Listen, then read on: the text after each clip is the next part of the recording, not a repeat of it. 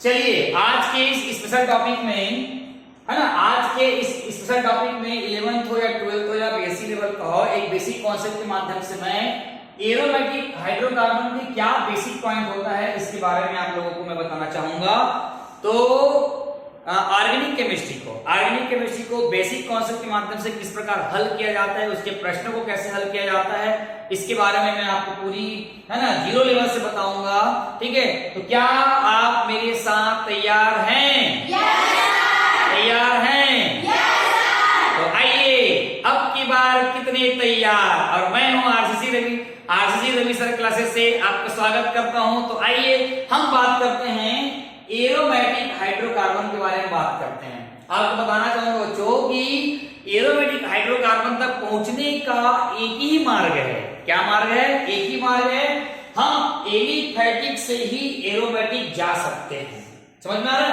तो एलिफैटिक से एरोमेटिक में जाएंगे तो हमें क्या करना पड़ेगा मालूम? सिर्फ एक मार्ग बताऊंगा मैं आप लोगों को। हम लेंगे एसिटिलीन, जो कि क्या है? ये एल्काइन ग्रुप का मेंबर है। यदि एसिटिलीन के 3 मॉलिक्यूल को रेड हॉट, है ना, रेड हॉट ट्यूब पर क्या करेंगे? उसको लेकर अगर हीट करेंगे, गर्म करेंगे, तो हमें क्या प्राप्त होगा? बेंजीन। और ये बेंजीन कौन है? मदर ऑफ ऑर्गेनिक केमिस्ट्री, है ना। ऑर्गेनिक केमिस्ट्री क्या है? मम्मी है। क्या है? मम्मी है। मतलब C2H2 के 3 मॉलिक्यूल को अपन गर्म करेंगे, हीट करेंगे, तो हमें बेंजीन मिल जाएगा। क्योंकि यहाँ पर देखो 3 कार्बन है, यहाँ पर 3 कार्बन कितना होगा? 6 कार्बन। ये 1 2 3 4 5 6 और सभी कार्बन के पास 6 हाइड्रोजन आर अवेलेबल है। समझ में आ रहा है? तो एरोमेटिक हाइड्रोकार्बन जो होता है, ठीक है, एरोमेटिक हाइड्रोकार्बन जो होता है जनरली क्या होता है? साइक्लिक कंपाउंड होता है ना। इसे क्लोज चेन सिस्टम बोलते हैं। साइक्लिक मतलब होता है, देखो आपको दिख रहा होगा, चक्र दिख रहा होगा, है ना। क्लोज बोलते हैं, देखो बंद है। उसके बाद ये जो होता है 3 carbon and 6 carbon chain system भी होता है।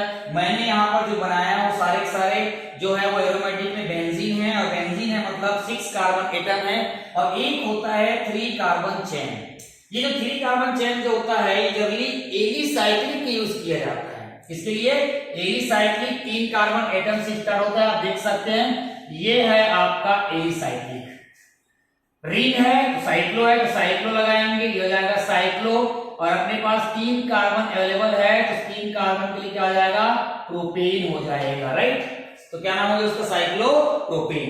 तो अब देखिए ये जो एरोमेटिक कंपाउंड होता है वो एलिन्स होते हैं, उसको एंड इट्स डेरिवेटिव कंपाउंड्स होते हैं। उसी से क्या करते हैं? व्युत्पन्न यौगिक बनाते हैं। तो बात करते हैं बेंजीन की। ये जो बेंजीन है, बेंजीन की इतने सारे स्ट्रक्चर बन सकते हैं, सभी अलग अलग साइंटिस्ट के द्वारा अलग अलग प्रकार से दिया गया है। ये बेंजीन है, ये भी बेंजीन है। देखो बॉन्ड का बस थोड़ा सा क्या है ना, सिस्टम बस अलग है ना। एक आंतरिक क्रम में रहता है, ना, कंजुगेशन में रहता है। ये भी वही बना दिया हूं, ये हम लिखते हैं या तो ये लिखा जाता है। तो ये एरोमेटिक हाइड्रोकार्बन जो होता है उसका फार्मूला बता रहा हूं, ध्यान से सुनिएगा। इसका जो फार्मूला होता है बच्चा, CnH2n माइनस कितना होता है? 6 होता है। ठीक है, अब यहाँ रखेंगे एक कार्बन रखेंगे, यहाँ पे देखो 6 चालू करेंगे, मैंने बोला 6 6 6 12 12 में 6 कितना हो जाएगा? 6 हो जाएगा। देखो आ गया, ये बन गया बेंजीन बना। दूसरा है, अगर हम यहाँ पे 7 रख देंगे, ये जाएगा 7 7 दूनी कितना होगा? 14 14 में 6 गया, कितना बच जाएगा? 8 बन गया। इस बंदे का नाम है, इस बंदे का नाम तो आपको पता है, क्या नाम है? बेंजीन। और इस बंदे का नाम क्या है? टॉलुइन है। क्या नाम है? टॉलुइन। क्या नाम है? टॉलुइन। क्लियर हो गया? अगर हम इसका स्ट्रक्चर के बारे में बात करें तो इसका स्ट्रक्चर कुछ इस तरह का बनेगा, देख सकते हैं। ये बेंजीन रिंग हो गया और ऊपर में लग जाएगा CH3। गिनो 1 2 3 4 5 6 7, देखो 7 आ गया। 8 यहाँ 1 हाइड्रोजन, 2 3 4 5 और 5 और 3 कितना हो गया? 8। यहाँ देखो ये 8 हुआ है तो ये निकल गया, तो इसको लोग बोलते हैं क्या? टॉलुइन। ध्यान रखना, अगर इस टॉलुइन से अगर एक हाइड्रोजन और बाहर निकल जाए तो क्या बनता है? कुछ स्ट्रक्चर, है ना, इस प्रकार के स्ट्रक्चर बनता है बच्चा, देख सकते हो CH2। तब इसको हम लोग बोलेंगे, क्या बोलेंगे? बेंजाइल बोलेंगे। क्या बोलेंगे? बेंजाइल। उसके बाद अगर फिर देखेंगे एक एच निकल जाएगा तो ये स्ट्रक्चर कुछ इस तरह का बन जाएगा बच्चा, CH हो जाएगा। क्या जाएगा? CH। ये बन जाएगा बच्चा बेंजल बन जाएगा। क्या बनेगा? बेंजल। Toluene, benzyl, benzal. अगर उसका एक तो H और निकल जाएगा तो ये कुछ इस तरह का बन जाएगा बच्चा, ये बन जाएगा C। तो हम इसको क्या बोलेंगे बच्चा? बेंजो। क्या बोलेंगे? बेंजो। क्या बोलेंगे? बेंजो। इसको याद करना जरूरी है, बहुत काम आएगा। जैसे क्या करेंगे अपन, अगर देखेंगे कि इसका यूज जैसे ये वाला है, जनरली यूज कैसे करेंगे बताता हूं मैं आप लोग को। आप देख सकते हैं कि यदि हमारे पास बेंजीन रिंग है, ये दिख रहा है बेंजीन रिंग लगा हुआ है और ऊपर में लगा है CH2, समझ में आया? अगर यहाँ Cl लग गया तो क्या हो जाएगा? पूरे को क्या बोलेंगे? Benzyl chloride. अगर मान लो यहाँ OH लग गया तो क्या बोलेंगे? Benzyl alcohol. क्या बोलेंगे? Benzyl alcohol. तो ये सारे जो बताया हूं, ये जो बेंजीन के जब डेरिवेटिव कंपाउंड बनाएंगे तो वहां पर जल्दी क्या होंगे? यूज होंगे। जितना भी बताया हूं सभी चीज को अच्छे से याद करना है, समझना है, ये आगे चल के आपको काम देगा। दूसरी बात इसमें और मैं आपको एक चीज बताना चाहूंगा जो कि बहुत इंपॉर्टेंट है। कैसे इंपॉर्टेंट है बच्चा? ये देखो क्या करेंगे, अगर मान लो की बात है ना, मैं चाहे तो यहाँ पर मिटा सकता हूं, मिटा के बता देता हूं आप लोगों को, ये देख लेंगे। ये देखो ध्यान से, बहुत इंपॉर्टेंट है। ये है आपका एरिन्स या है आपका बेंजीन, राइट? बेंजीन। अगर इसमें से एक H निकल गया, ये है C6 है और आपका S6 है।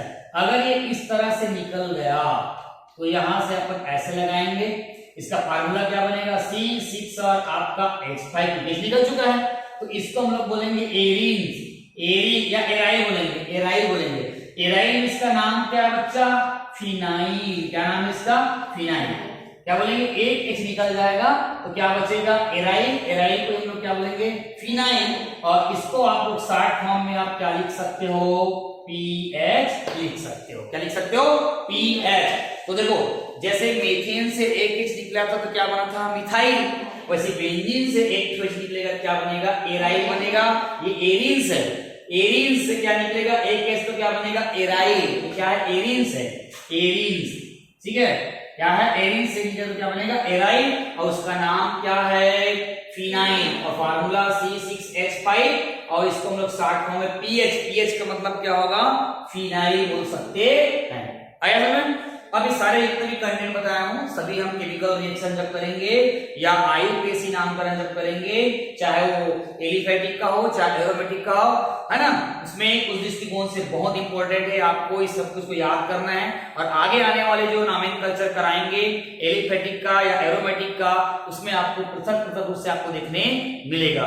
तो इसी प्रकार अगर आप मेरे साथ बने रहना चाहते हैं नए वीडियोस के लिए, अगर आप चैनल में नए हैं तो चैनल को सब्सक्राइब करें, लाइक करें और बेल आइकन को दबाना ना भूलें, क्योंकि आने वाले सारे वीडियोस जो है, आने वाली जो वीडियोस आपको मिलेंगे। यदि आप छत्तीसगढ़ से बिलोंग करते हैं, सीजी बोर्ड के से भी बिलोंग करते हैं, तो आपको हमारी वीडियो देखना चाहिए, क्योंकि मैं छत्तीसगढ़ बोर्ड को सिलेबस को फॉलो करते हुए वीडियोस मैं अपलोड कर रहा हूं, जो कि बहुत इंपॉर्टेंट है।